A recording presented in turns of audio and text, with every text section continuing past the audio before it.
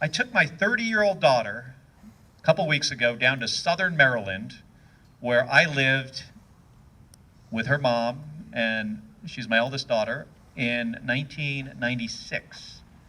And we lived in a 4-bedroom house with a nice yard in a nice neighborhood. And I took her down there and we knocked on the door.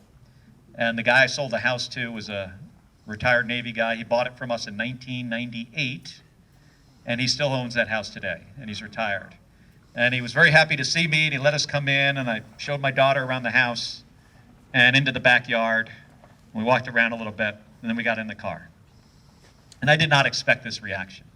And she said to me, she said, "Dad, when you lived there," she said, you were 29 years old, and you were able in the Navy to afford that house?" She was just shocked and floored by the fact that 30 years ago, when she was a baby, somebody who was middle class on a single income, by the way, could afford a home in a nice, safe neighborhood.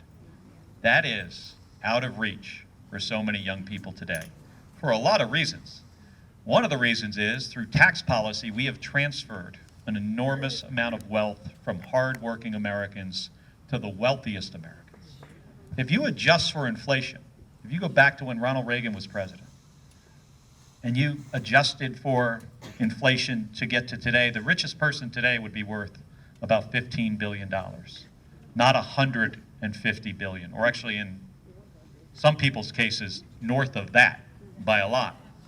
And then Tesla just approved a new pay package of $1 trillion. I mean, does anybody need $1 trillion? $1,000 billion. I got one taker.